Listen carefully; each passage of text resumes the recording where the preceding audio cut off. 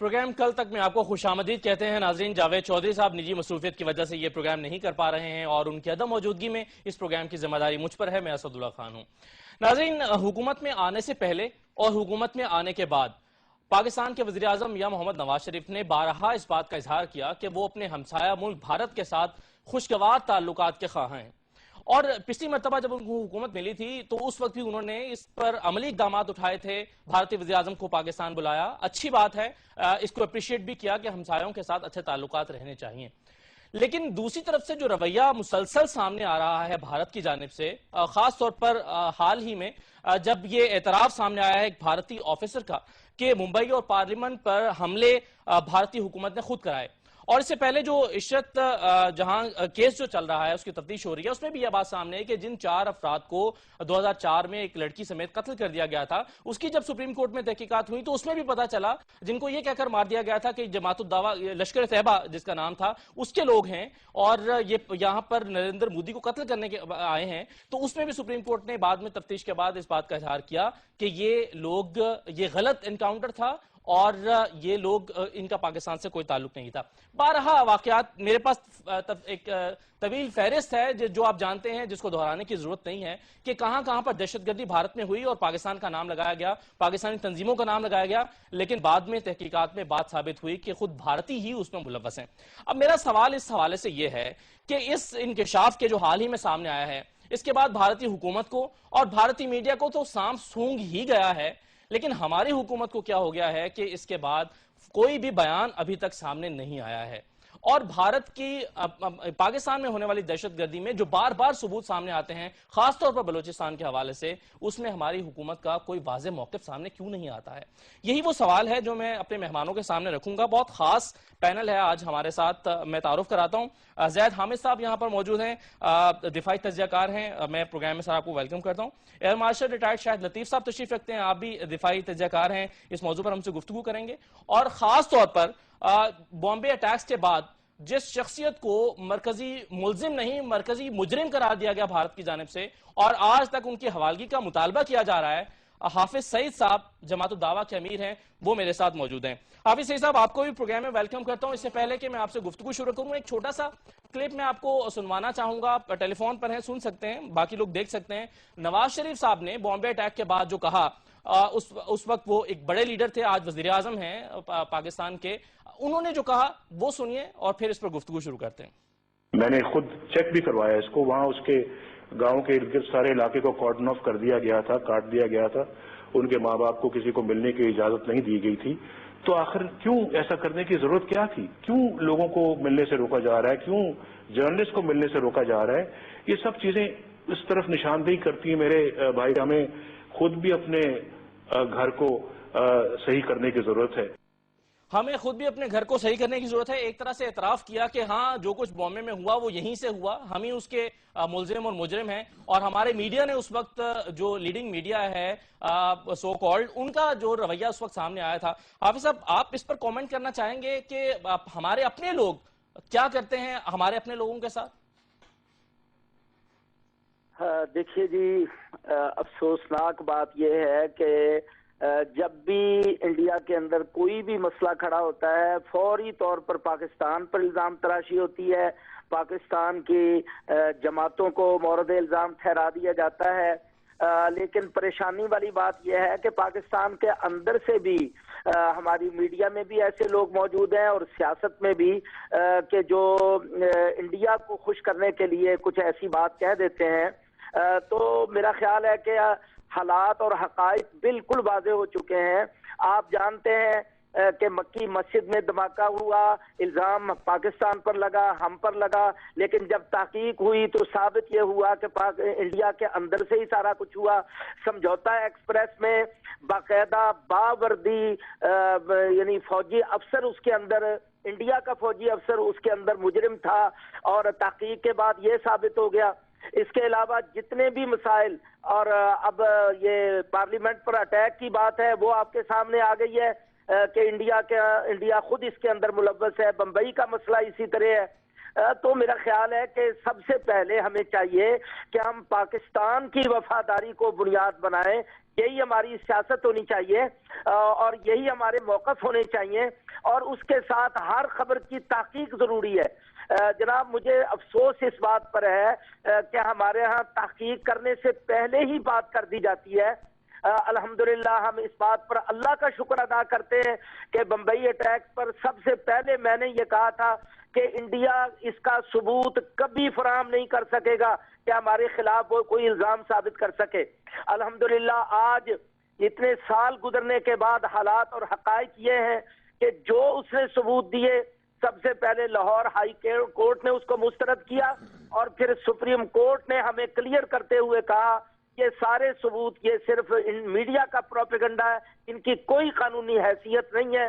ہماری موقر عدالتوں نے یہ فیصلے دیے ہمارے حق میں، تو الحمدللہ آج دنیا یہ جان چکی ہے کہ انڈیا خود مجرم ہے دھماکوں کا، ان تمام چیزوں کا، لیکن الزام جو ہے وہ تو پاکستان حافظ صاحب ایسی صورتحال میں آپ کیا سمجھتے ہیں کہ ہماری حکومت کو عالمی سطح پر جا کر کیا اس بات پر احتجاج نہیں کرنا چاہیے کہ بغیر تحقیق کے جب اپنے ہی لوگ ان کے ملوث ہیں تو پاکستان کو کیوں رگیدا گیا، عالمی سطح پر اس کی سبکی کیوں کی گئی؟ لازمی بات ہے۔ ایک تو ہمارے میڈیا میں بھی کچھ لوگ خاموشی اختیار، دیکھیے غلطیاں بھی ہو جاتی ہیں، غلطیوں کو تسلیم کر لینا بھی بہت بڑی جرت اور اخلاقی قوت ہے۔ تو میرا خیال ہے حکومت کو بھی اس وقت چاہیے کہ ہماری وزارت خارجہ کے ڈیسک کو اس وقت چاہیے کہ اس مسئلے کو اٹھائیں۔ پوری دنیا میں جو اتنا پروپیگنڈا اور شور تھا اور پروپیگنڈا کو انڈیا نے اپنی سیاست بنایا ہوا ہے، تو اس وقت فوری طور پر اس کا نوٹس لینا چاہیے۔ مسائل جناب اتنے گمبھیر ہیں کہ اس کے اوپر کھل کر بات ہونی چاہیے۔ اچھا حافظ صاحب، ایک ویڈیو جو انڈین میڈیا نے بھی دکھائی، یہاں سوشل میڈیا پہ بھی چل رہی ہے، میڈیا پر بھی چلی، کہ جس میں ایک اجمل قصاب نامی شخص سے تفتیش کی جا رہی ہے، اسے پوچھا جا رہا ہے، وہ بیڈ پر لیٹا ہوا ہے کسی ہاسپٹل میں شاید، اور وہ یہ کہہ رہا ہے کہ جو ہے بھگوان مجھے معاف نہیں کرے گا، جس کو اجمل قصاب ظاہر کیا گیا۔ آپ کی کیا انڈرسٹینڈنگ ہے، وہ کون شخص ہے؟ بھائی جان اس کے متعدد بیانات خود انڈیا کے اپنے میڈیا میں چل چکے ہیں۔ ایک کردار جو ہے نا جی انہوں نے پروپیگنڈے کے لیے منتخب کیا اور جناب اس کے حوالے سے سب کچھ کیا۔ میں اس میں بنیادی بات آپ سے عرض کرتا ہوں کہ پاکستان سے ایک کمیشن یہاں وکلاء پر مشتمل، سینئر وکلاء پر مشتمل انڈیا بھیجا گیا۔ اس وقت اجمل قصاب زندہ تھا۔ ہمارے یہاں سے جانے والے کمیشن نے یہ کہا کہ اجمل قصاب سے ہمیں ملاقات کرنے دو تاکہ ہم خود حالات اور حقائق جان لیں۔ انہوں نے کہا جی اجمل سے ہم آپ کو ملاقات نہیں کرنے دیں گے۔ پھر کمیشن کے وکلاء نے کہا کہ ہمیں ان تفتیش کاروں سے ملاقات کرنے دو تاکہ ہم ان سے سوال جواب کر سکیں۔ اگر اجمل قصاب سے نہیں مل سکتے تو انڈین وہ آفیسر جنہوں نے تفتیش کیا ان سے ملوا دو۔ انہوں نے کہا ان سے بھی ملوانا نہیں ہے، اور اس کے بعد اجمل قصاب کو پھانسی پہ لٹکا دیا۔ اب کہا کہ جی اب کمیشن بھیج دو، سارا ثبوت خود ختم کر دیتے ہیں۔ تو یہ ایک عجیب ڈرامہ ہے، اور یہ اس ڈرامے کے اندر سب سے بڑا شکار ہم خود ہو رہے ہیں، پاکستان ہو رہا ہے۔ تو ہمیں کچھ حقیقتوں کو سمجھنا چاہیے، دنیا کے سامنے حق وعدے کرنا چاہیے۔ پاکستان کا وقار ہی سب سے اہم چیز تو ہے ہمارے لیے۔ ٹھیک ہے، اچھا میں دو سوال آپ سے حافظ صاحب اور کرنا چاہوں گا، جس میں سے پہلا یہ کہ بلوچستان میں بارہا ثبوت سامنے آئے ہیں بھارتی انوالومنٹ کے، کہ وہاں پر جو عسکریت پسند ہیں، علیحدگی پسند ہیں، ان کو بھارت سپورٹ کر رہا ہے۔ ہماری حکومت آج تک یہ ثبوت سامنے نہیں لا پائی ہے، آپ کیا کہیں گے اس حوالے سے؟ دیکھیے جی میں یہ سمجھتا ہوں کہ پچھلی اسمبلی کے اندر ان کیمرہ اجلاس کے اندر باقاعدہ یہ بریفنگ ہوئی ہے، بلوچستان میں انڈیا کی مداخلت کو باقاعدہ ثبوتوں کے ساتھ پیش کیا گیا، لیکن وہ بات جو ہے نا وہ منظر عام پر نہیں آ سکی۔ میں یہ سمجھتا ہوں کہ اب وقت یہ ہے کہ ہم سارے حقائق جو ہیں وہ بیان کریں۔ اس وقت حکومت کی ذمہ داری بنتی ہے، وزارت خارجہ اور وزارت دفاع ان کو اپنی ذمہ داری سمجھ کر، دیکھیے میں یہ نہیں کہتا کہ انڈیا جو ہمارا قریبی ملک ہے، ہمسایہ ملک ہے، نہ ہم اس سے لڑائی کی بات کرتے ہیں نہ ہم کوئی اور بات کہتے ہیں، لیکن کم از کم حق اور انصاف کی بات تو ہونی چاہیے۔ یک طرفہ ٹریفک پاکستان کے خلاف اور پاکستانی لوگوں کے خلاف جو چل رہی ہے اس کا ازالہ کون کرے گا؟ آپ یقین کریں کہ بلوچستان میں بار بار یہ باتیں واضح ہوئی ہیں۔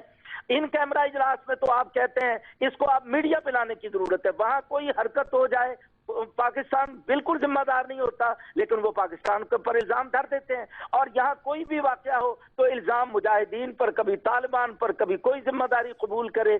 یہ پاکستان بالکل ایک دباؤ کی پالیسی اختیار کیے ہوئے ہے اور انڈیا جارحیت کی پالیسی اختیار کیے ہوئے ہے۔ ان دونوں میں میں سمجھتا ہوں کہ بیٹھ کر اصلاح ہونی چاہیے اور ایک توازن ہونا چاہیے اور حقیقت واضح ہونی چاہیے۔ ٹھیک ہے، اچھا آخری سوال میں آپ سے یہ جاننا چاہوں گا کہ نئی حکومت نے وجود میں آنے کے بعد، نئی حکومت بننے کے بعد ہم دیکھتے ہیں کہ کشمیر کے حوالے سے کوئی واضح پالیسی سامنے نہیں آئی ہے۔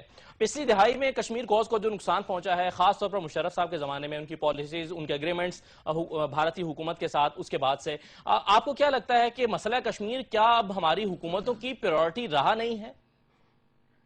بھائی جان، بہت بڑا نقصان جو ہوا ہے وہ یہ کہ پرویز مشرف صاحب نے یہ فیصلہ کیا کہ ہم انڈیا کے لیے اعتماد سازی کے تمام ذرائع اور وسائل استعمال کریں گے، اور چنانچہ انڈیا کو اعتماد دینے کے لیے اتنا کچھ کیا گیا کہ ساری تحریک کا بیڑا غرق کر دیا گیا۔ کشمیریوں کا اعتماد پاکستان نے ضائع کر دیا اور انڈیا کا اعتماد ان کو کبھی حاصل نہیں ہو سکا۔ تو یہ ایسی غلط پالیسی تھی اور ایسا غلط اس کا نتیجہ نکلا کہ جتنی تحریک بڑی تھی اس کو پیچھے پھینک دیا گیا۔ تو میں سمجھتا ہوں کہ نواز شریف صاحب اب ذمہ داری کے ساتھ اس مسئلے کو اٹھائیں۔ وہ جو غلطیاں پہلے کر چکے ہیں وہ ان غلطیوں کا ازالہ کرنے کا وقت ہے۔ جناب، کشمیر صرف ایک متنازع معاملہ نہیں، اس وقت تو میں یہ صاف کہتا ہوں کہ انڈیا نے کشمیر کو وار ویپن کے طور پہ استعمال کرنا شروع کر دیا ہے۔ وہاں 62 ڈیم بنا کے پاکستان کو بنجر بنانے، انرجی کا بحران کی ذمہ داری انڈیا کے اوپر بنتی ہے۔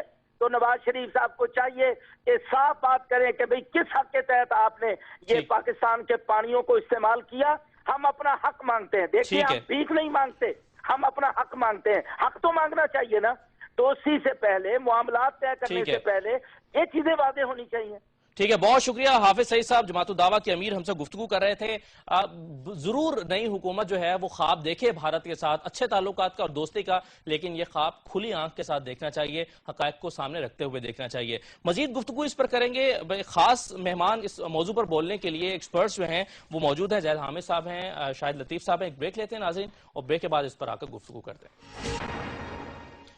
بریک کے بعد پروگرام میں آپ کو خوش آمدید کہتے ہیں اور ہم بات کر رہے ہیں بھارتی افسران کے انکشاف کے بعد اپنی حکومت کے رویے کی، اور آپ نے بریک پر جانے سے پہلے حافظ سعید صاحب کی تفصیلی گفتگو سنی ہے۔ اس گفتگو کی روشنی میں اپنے بات کو آگے بڑھاتا ہوں۔ زید عامر صاحب، کیا ہماری حکومت نے ذہنی طور پر بھارتی برتری کو تسلیم کر لیا ہے؟ ایسا لگتا ہے مسلسل اس رویے کو دیکھ کر۔ دیکھیے، ایسا تھوڑا سا ماضی میں ہم کے جانے کی ضرورت ہے۔ یہ ایک مسلسل پچھلے کئی دہائیوں سے ایک تاثر انفارچونیٹلی یہ حکومتوں کا رہا ہے پاکستان میں۔ گنگا کا واقعہ آپ کو ہم ریمائنڈ کرتے ہیں، 1970 میں ایک جہاز اغوا ہو کر آیا تھا انڈیا سے۔ یہاں پر جناب مقبول بٹ نے جہاز اغوا کیا، بھٹو صاحب ملنے بھی گئے، بڑی مبارکباد دی کہ بڑا دلیرانہ کارروائی کی ہے۔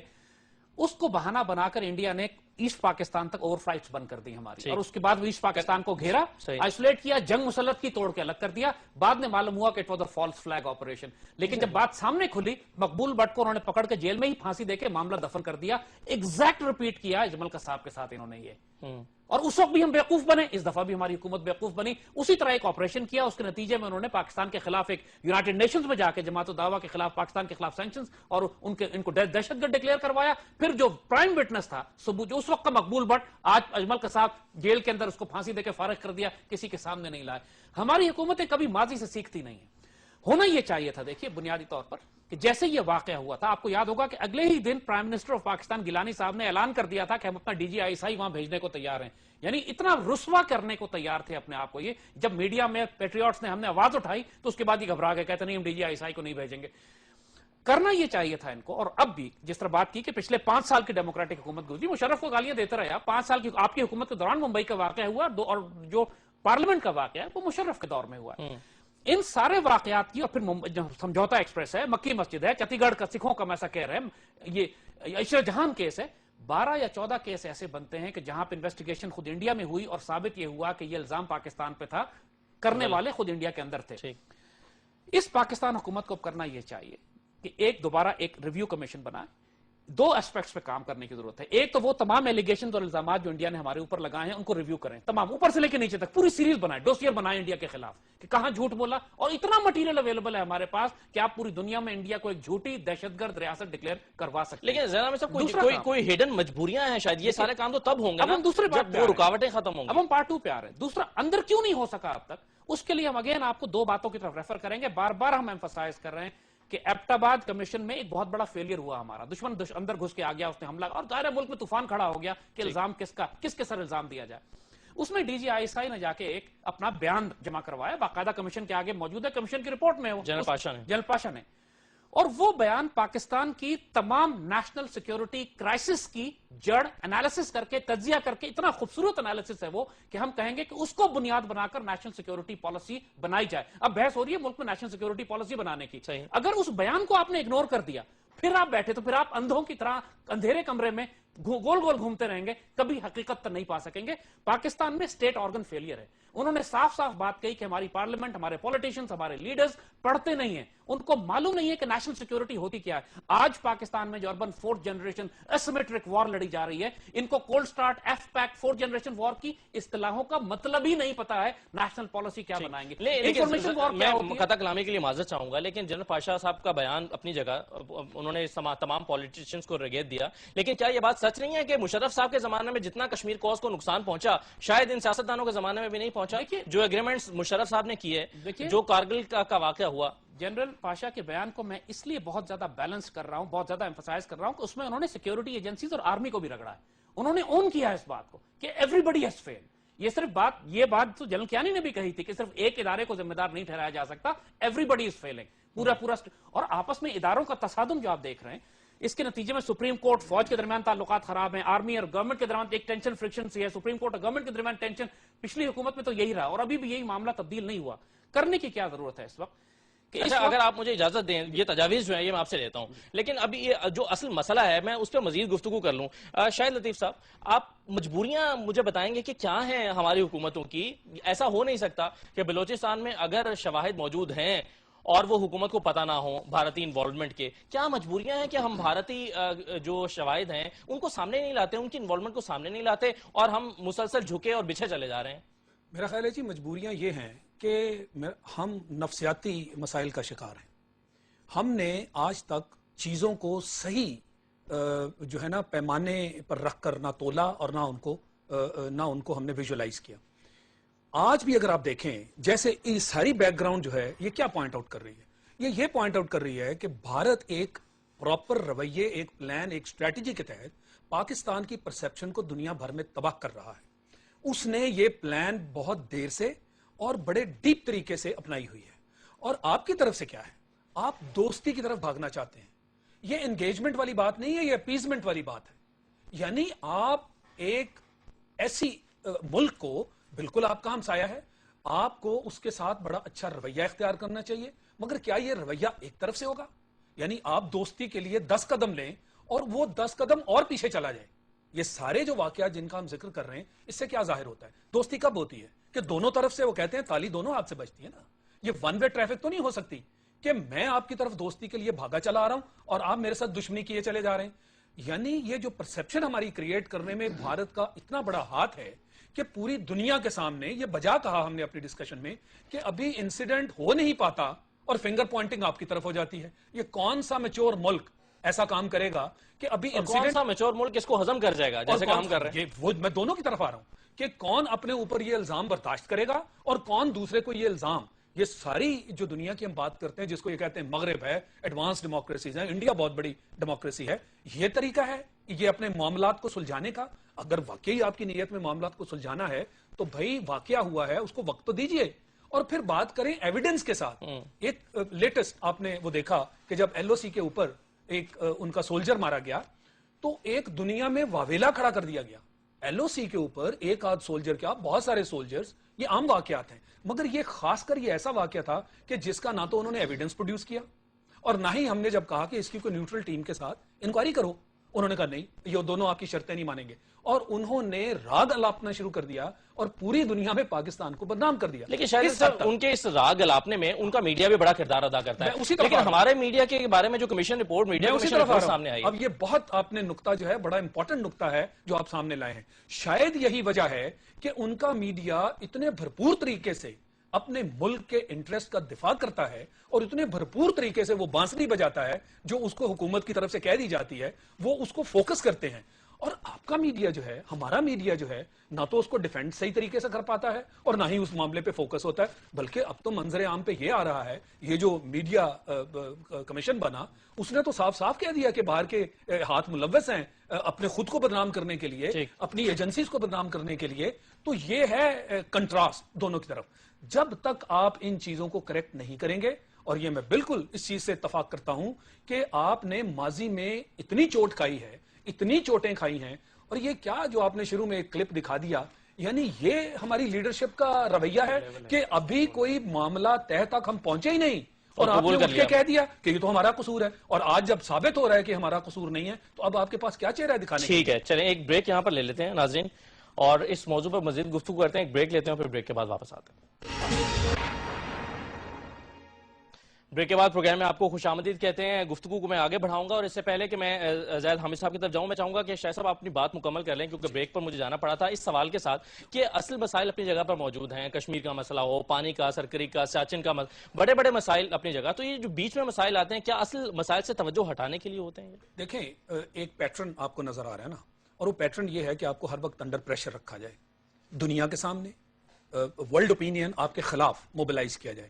آج کل کے زمانے میں جو پرسیپشنز ہیں, خاص کر جب سے میڈیا ایک بہت پاورفل ٹول بن کے سامنے آیا ہے اور اس کو سب سے زیادہ اور سب سے اپنے مفاد کے لیے استعمال کرنے میں سر فہرست the sole super power of the world U S A ہے.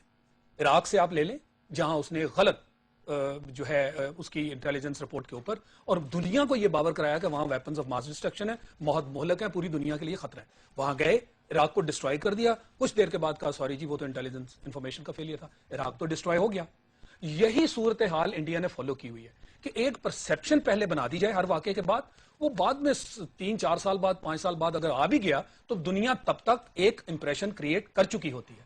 لہٰذا انہوں نے کانسٹنٹلی آپ کو ایک کونے میں کھڑا کیا ہوا ہے اور پوری دنیا کے سامنے جواب دہ بنایا ہوا ہے. اور اپنا, یہ ان کا میڈیا کا بہت بڑا رول ہے, اور اپنا اس کے میڈیا نے کیا رول بنایا ہوا ہے کہ بہت بڑی ڈیموکریسی ہے. انڈیا کے اندر جو مسائل ہیں, یہ ساری دہشت گردی ان کی حکومت کروا رہی ہے, اسٹیٹ سپانسرڈ ٹیررزم انڈیا کروا رہا ہے. یہ دیکھیں, اس کو عشرت جہاں کو مروانا, یہ پارلیمنٹ والا قصہ کروانا, یہ بامبے والا قصہ کروانا, یہ اسٹیٹ ٹیررزم نہیں ہے. جنگیں ہو سکتی تھی خطے میں, اور خطے میں سب کچھ, اور نام کس کا لگایا جاتا ہے؟ اسٹیٹ ٹیررزم ظاہر ہے شاہ صاحب ایک ایسا بڑا مسئلہ ہے جو وہاں کا بھی ایشو ہے, یہاں کا بھی ہے, دنیا کا ایشو ہے, اور ہمیں بنیادی طور پر اپنی کمزوریوں کو ختم کرنا ہوگا نا. نہیں, ہمیں اپنی کمزوریوں کو ضرور ایڈریس, یہ آپ کا سوال بڑا اچھا ہے. میں فی الحال یہ کہہ رہا ہوں کہ ان کی ساری جو ایک ہی الغار ہے, آپ اس کے سامنے پسپا ہو, اپنے خود کو آپ نے خود پسپا کیا ہوا ہے. آپ کا میڈیا, آپ کی حکومت ایک بہت بڑا کاؤنٹر آفینسو لانچ کرنے کی ضرورت ہے. میں اینڈ پہ آپ کو روڈ میپ دے دوں گا, 3-4 پوائنٹس ہیں. فی الحال میں صرف اتنا کہوں گا کہ میں اس سجیشن سے بالکل اتفاق کرتا ہوں کہ اس وقت جو حکومت ہے, بجائے یہ راگ الاپنے کے کہ دوستی دوستی دوستی, فوری طور پہ جتنا ٹریک ریکارڈ ہے اس سب کو ایک جگہ باقاعدہ اکٹھا کیا جائے, اور صرف آپس میں نہیں, ان کو تو کلیئرلی بتایا جائے کہ جب تک ان چیزوں کے اوپر آپ ہمیں جواب نہیں دیتے, دنیا کو بتایا جائے کہ یہ کچھ انہوں نے ہمارے ساتھ کیا. اب امریکہ اور طالبان کے جو مذاکرات ہو رہے ہیں, اس سے آپ کو خطے کی مجموعی صورتحال پر کوئی فرق پڑے گا؟ نہیں, امریکہ اور طالبان کے جو مذاکرات ہیں, دیکھیں اس کے اندر بھی بہت ساری پالیٹکس ہے. آپ کو معلوم ہے کہ ان مذاکرات سے سب سے زیادہ تکلیف کس کو ہے؟ انڈیا کو, اور افغانستان میں جو کرزائی صاحب بیٹھے ہوئے ہیں, کیونکہ وہ خود کو اب دیکھ رہے ہیں کہ ان کا فیگ اینڈ آ گیا ہے. انہوں نے بہت سینٹر سٹیج پہ اپنے آپ کو بنایا ہوا تھا, اب ان کا تقریباً معاملہ جو ہے چیپٹر کلوز ہونے والا ہے. تو ایک تو وہ اس میں بہت سارے روڑے اٹکا رہے ہیں, اور دوسری طرف سے انڈیا کو سینٹرل رول نہیں ملا. پہلے امریکہ نے بہت یہ کوشش کی, مگر ان کو نظر آ گیا کہ انڈیا کا کوئی رول نہیں ہے. اصل میں یہ مذاکرات کامیاب ہو ہی نہیں سکتے جب تک پاکستان انوالو نہیں ہوتا. اب ان کو چونکہ وہ ہوپ نظر آئی. یہ ٹیبل پہ یہ طالبان کو لانے والا کون ہے؟ یہ پاکستان ہے. ٹھیک. پاکستان کو ہی سینٹر سٹیج پوزیشن پہلے سے تھی, مگر یہ انڈیا نے ایک رول پلے کیا. اب جب ان کو وہ پوزیشن نہیں مل رہی تو انڈیا ایک بہت نیگیٹو رول پلے کر رہا ہے. آپ نے دیکھا کہ ان کا آفس بھی بند کروا دیا یہ دونوں نے مل کے, اور اب وہ کہہ رہے ہیں جی افغانستان میں مذاکرات ہوں. افغانستان میں تو مذاکرات کبھی نہیں ہو سکتے. 70% افغانستان طالبان کے ہاتھ میں ہے. تو آپ سمجھتے ہیں کہ وہ آپ سے ڈکٹیشن لیں گے؟ وہ وہی ٹرمز اینڈ کنڈیشنز ڈکٹیٹ کروائیں گے جو ان کو سوٹ کرتی ہیں, اور آپ کے پاس کوئی چارہ ہی نہیں ہے. تو میں سمجھتا ہوں کہ بہت نیگیٹو اثرات اس کے ہوں گے اگر اس کے اندر اب بھی امریکنوں نے عقل اور سوجھ بوجھ سے کام نہ لیا, اور اگر ان مذاکرات کو آگے نہ بڑھایا. اس کے اندر روڑے اٹکانے والی یہ دونوں ایجنسیز ہیں جن کا میں نے آپ کو نام دیا. ٹھیک ہے. اچھا زید احمد صاحب, اب اس سارے سینیریو میں ہماری ایک قومی پالیسی تشکیل پانے والی ہے, اے پی سی کا ہم چرچا سن رہے ہیں کہ وہ ہونے والی ہے, اس میں یہ ساری چیزیں کیا زیر بحث آئیں گی؟ دیکھیے, نیشنل سیکیورٹی پالیسی کا مطلب ہی یہی ہے کہ آپ اس میں فوڈ سیکیورٹی بھی دیکھتے ہیں, اکنامک سیکیورٹی بھی دیکھتے ہیں, آپ گراؤنڈ فزیکل سیکیورٹی بھی دیکھتے ہیں, اور اس میں انفارمیشن وارفیئر سیکیورٹی بھی دیکھتے ہیں. اور نیشنل سیکیورٹی پالیسی بن ہی نہیں سکتی. یہ اللہ نے بہت کرم کیا ہے ہمارے اوپر کہ این اس موقع پر کہ جب اے پی سی ہونے والی ہے, 2 بڑی رپورٹ سامنے آ گئی ہیں. ہم بار بار ایمفسائز کر رہے ہیں. ایک ایبٹ آباد کمیشن رپورٹ ہے جس کے اندر جنرل پاشا کا سٹیٹمنٹ ہے, دوسری سپریم کورٹ کی میڈیا کمیشن رپورٹ ہے. پاکستان میں جو ساری باتیں ہم کر رہے ہیں اس کا تعلق انفارمیشن وارفیئر سے, سائیکولوجیکل وار, پرسپشن مینجمنٹ. لیکن یہ دونوں میڈیا رپورٹس تو چھپائی جا رہی ہیں, یہی پاکستان کے خلاف سب سے بڑی غداری ہی یہی ہے کہ ان کے جو ریلیونٹ, جو دشمنوں اور غداروں کو جو چیز ایکسپوز کرتی ہے ان رپورٹس میں, اس سیگمنٹس کو چھپایا جا رہا ہے. اس کے سیگمنٹس لیک کر گئے نیٹ کے اوپر, لیکن سپریم کورٹ کی ذمہ داری ہے کہ اس کو ریلیز کرے. ججمنٹ تو دے دیے, ریلیز کیوں نہیں کر رہے ہیں اس کو؟ اور اگر اس رپورٹ کو ریلیز نہ کیا, اس کی روشنی میں آپ نے اگر آل پارٹیز کانفرنس کی اور اس میں وہ ریکمنڈیشن تو سفارشات نہ شامل کی جو اس رپورٹ میں لکھی گئی ہیں, تو آل پارٹیز کانفرنس بھی صرف ایک ڈرامہ ہوگی. تو اے پی سی سے مسئلے حل ہوں گے؟ اے پی سی سے کوئی مسئلہ حل نہیں ہوگا اگر آپ نے اس میں انفارمیشن وارفیئر اسٹریٹجی جو کہ میڈیا کمیشن رپورٹ میں کلیئرلی لکھی ہوئی ہے اس کو شامل نہیں کیا. جو خرابیاں ہیں ہمارے میڈیا میں, ایکچولی یہ ہو رہا ہے کہ پاکستانی میڈیا کے ایلیمنٹس کی تنخواہیں انڈیا سے آ رہی ہیں. ایسے ہی ہے جیسے پاکستان آرمی کی کچھ یونٹوں کی تنخواہیں اگر انڈین آرمی سے آنے لگیں تو آپ اس کا کیا مطلب لیں گے؟ اتنی بڑی غداری ہو رہی ہے یہاں پر. اور اس بات کو نئی حکومت کو کیا ان ساری چیزوں کا احساس ہے؟ وہ اس پر غور کریں گے, بیٹھیں گے. نواز شریف صاحب کیا ان ساری چیزوں کو دیکھ رہے ہوں گے؟ ان کے عمل و کردار سے تو یہ بالکل بے شرم لگتے ہیں, سچی بات ہے. لیکن یہ پریشر اب قوم نے بلڈ کرنا ہے, سوشل میڈیا نے بلڈ کرنا ہے, مین اسٹریم میڈیا نے, پاکستان کے جو میڈیا کا پیٹریوٹک ایلیمنٹ ہے, جو وفادار ایلیمنٹ ہے پاکستان کا, اس کو یہ پریشر بلڈ کر کے حکومت کو مجبور کرنا ہے. آپ ایک خبر چلاتے ہیں کہ ڈاکٹروں نے زیادتی کی, 2 بچے مر گئے, تو چیف منسٹر اس پہ نوٹس لیتے ہیں نا. آپ پریشر بلڈ کریں, chief minister, prime minister, parliament notice لے گی. لیکن اگر وہی چلاتے رہے, امن کی آشا چلاتے رہے, تو پھر تو وہ تو ایک جو پیڈ پروپیگنڈا کیمپینز ہیں, تو سوائے جھوٹ اور ڈس انفارمیشن کے. تو شاید لذیذ صاحب آپ کو کوئی توقعات ہیں اس اے پی سی سے؟ دیکھیں, پاسٹ میں کتنی اے پی سیز ہوئی, کسی ایک کا مجھے بتا دیجئے کہ اس نے سکسیس, اس کو کامیابی ہوئی ہو. کیوں؟ وہ اس لیے کہ یہ اے پی سیز صرف فوٹو آپریشنز ہیں کہ جی حکومت بڑا کام کر رہی ہے, ساری پارٹیوں کو اکٹھا ٹیبل پہ کر لیا اور وہاں پہ بات چیت ہوئی اور وہاں پہ چند چیزیں جو ہیں وہ طے کی گئی, مگر ان کو سب کو یہ معلوم ہے کہ اس کی امپلیمنٹیشن نہیں ہوگی. اصل تو ایکشن ہے نا, کہ ایکشن اینڈ کیا ہے. ایکشن اینڈ اس لیے نہیں ہو پاتا کہ آپ کی نیت وہ نہیں ہوتی. آپ نے صرف دنیا کو دکھانے, یہ دکھاوا ہے. جب تک ہم اس فضا سے باہر نہیں آئیں گے کہ یہ اے پی سیز وے پی سیز سے بات نہیں بنے گی. آپ نے بہت, اور اے پی سیز کی پارلیمنٹ کی بڑی تذلیل ہوئی کیونکہ وہاں سارے بیٹھ کے اس کو دستخط کرتے ہیں اور اس کا ڈرونز کے ساتھ کیا ہوا. تھریٹ انالیسس تو کریں نا کہ ہمیں خطرہ کیا ہے. بلوچستان لبریشن آرمی ہے, ٹی ٹی پی ہے, کراچی کے وائلنس سے پانی روکا جا رہا ہے. اور یہ کب ہوگا؟